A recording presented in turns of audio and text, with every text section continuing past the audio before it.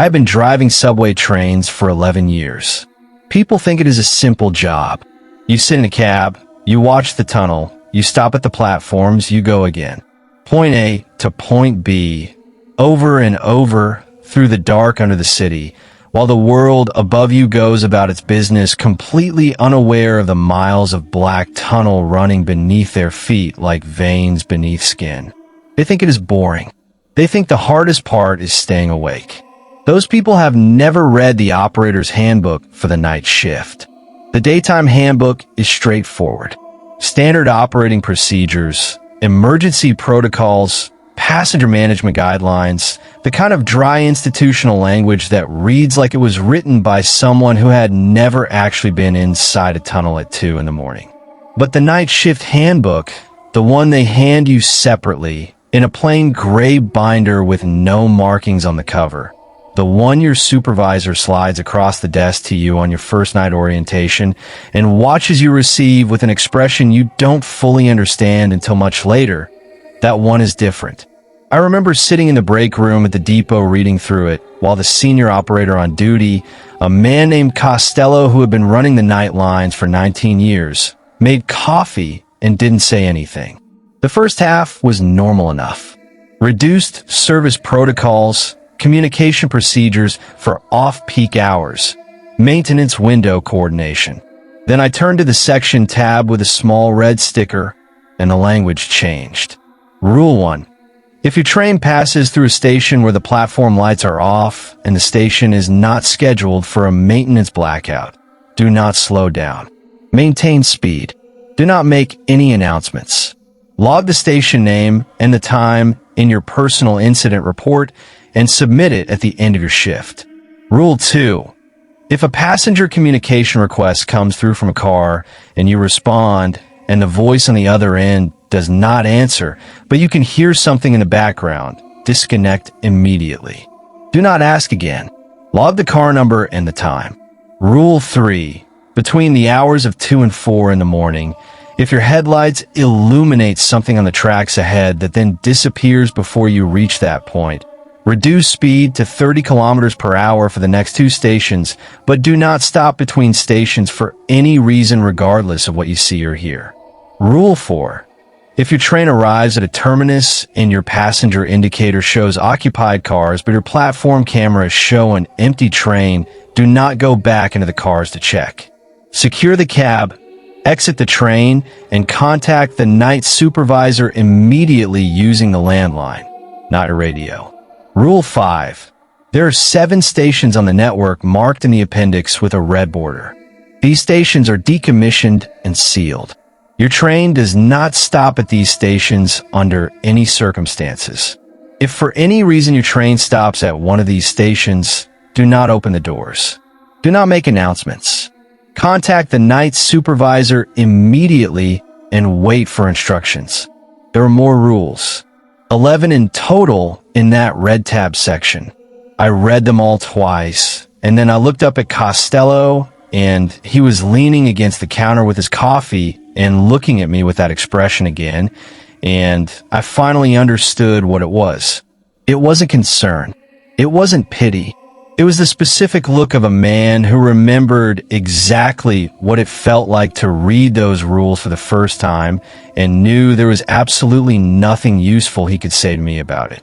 He just said, "You'll be fine as long as you follow them," and handed me my coffee. I want to tell you that the rules seemed crazy at first. I want to tell you that I dismissed them as institutional overcaution, some legal liability response to incidents that had rational explanations. I want to tell you that because it would mean I had been a reasonable and grounded person in those early months. But the honest truth is that the tunnels at 2 in the morning have a quality to them that makes you take strange rules seriously very quickly. There's something about driving through that darkness, the way the headlights only reach so far, and everything beyond that reach is absolute black. The way sound behaves differently underground, the way the tunnel seems to breathe around you, that strips away your comfortable certainty about what is and isn't possible. By my 3rd week, I was following every rule without question. The platform lights went dark at a station called Mercer Junction on a Tuesday in my second month. I was doing the 1 a.m. to 6 a.m. run on the Blue Line, light passenger load at that hour. Mostly a few late workers, and one or two people I had learned not to look at too carefully, because some of the people who ride the subway at that hour are not people you want to make eye contact with through your cab window. I came around the curve into Mercer Junction, and the platform was black. Not dim, not emergency lit, completely, totally black, the kind of darkness that felt thick like it had weight. I kept my speed. I did not touch the PA system. I watched the darkness slide past my window for the 4 seconds it took to pass through, and I kept my eyes on the track ahead, and I did not look at the platform. I almost looked. That is the thing I need you to understand.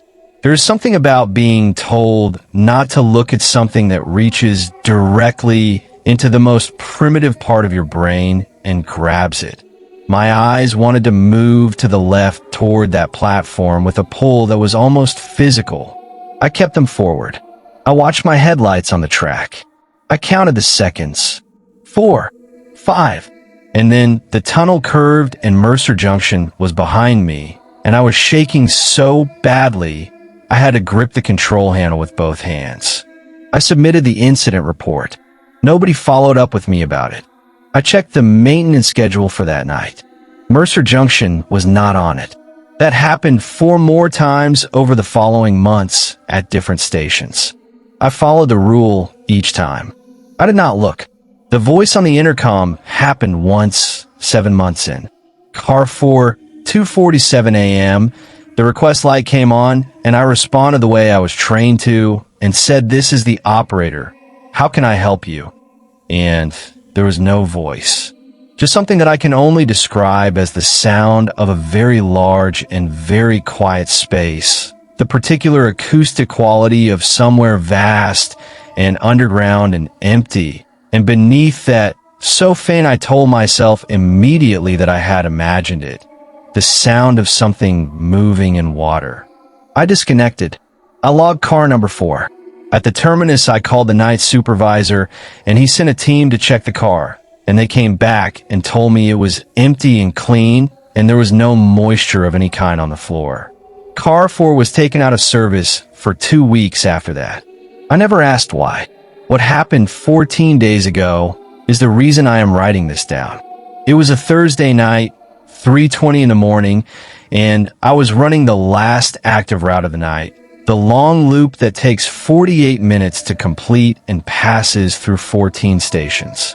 Light load, maybe 12 passengers across the whole train, the kind of night where the city feels genuinely abandoned and the tunnels feel like they belong to something else.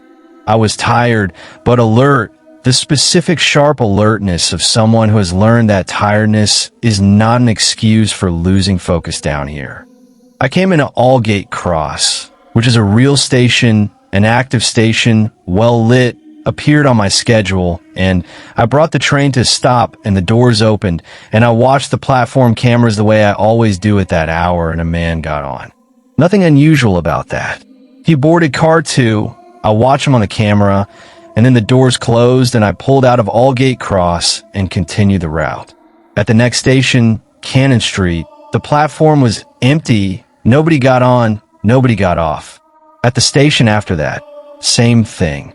At the 4th station after Aldgate Cross, I happened to glance at the passenger indicator, and I noticed something that made my stomach drop in a way I felt physically, a cold dropping sensation that started somewhere behind my sternum and fell all the way down. The passenger indicator was showing 12 occupied seats, the same number as before Aldgate Cross. The man in car 2 had not added to the count. I stared at the indicator for a long moment. It is possible for the sensors to malfunction. It is possible for a passenger to sit in a position that the weight sensor doesn't register correctly. I knew that. I told myself that. And I kept driving. At the next station, I pulled the camera feed for car 2 up on my secondary monitor. The man was still there, sitting in the middle of the car, in a seat that faces forward, perfectly still. He was wearing a dark coat and a hat with a brim that put his face in shadow, and he was sitting with his hands on his knees, and he was not moving at all. Not the micro movements that people make when they're sitting, the small shifts and adjustments, the checking of phones, the looking around. He was completely, totally still. I watched him for 30 seconds, and he did not move once. I told myself he was asleep. People sleep on night trains sitting upright. It happens. I focused back on the tunnel and kept going. 2 stations later, at 3:38 in the morning, I pulled into what my route schedule told me was Henwick Road. And as my headlights swept across the platform, I saw immediately that something was wrong. Henwick Road is a clean, well-maintained modern station with white-tiled walls and good lighting. What my headlights were showing me was a platform with dark green tiles, old pattern tiles, the kind they stopped using in the 1960s. The lighting was wrong, yellower and dimmer. There was a wooden bench on the platform, a style that hasn't been used since at least the 1970s. And the signage on the wall, the station name board, did not say Henwick Road. It said Carrow Street. I knew that name. I had read the appendix. I had memorized it because Costello told me on my first night to memorize it. Carrow Street was on the list of 7 sealed decommissioned stations, closed in 1979, sealed and removed from all current maps. Not a stop, not a station, a place that, as far as the operational network was concerned, did not exist anymore. My train had stopped at it. Rule 5 was already running through my head before I had fully processed what I was seeing. Do not open the doors. Do not make announcements. Contact the night supervisor immediately. I did not open the doors. My hand stayed away from the door release, but my eyes went to the platform camera for car 2. The man in the dark coat was standing at the doors. He was facing the doors, his back to the camera, completely still again, standing there as if he was waiting for them to open. And I could see now, in the slightly better light of this dim and ancient platform, that his coat was wet, choking wet, the shoulders dark with water, and the hat was wet, and there was water on the floor of the car around his feet in a small dark pool that had not been there before. I grabbed the handset and called the night supervisor. The line rang. It kept ringing. I tried again. Still ringing. I switched to the emergency channel and called again. The radio crackled, and I heard Costello's voice. Costello, who had retired 2 years ago. Costello, whose number was no longer in any active directory. And he said, clearly and calmly, "Don't open the doors. Don't say his name.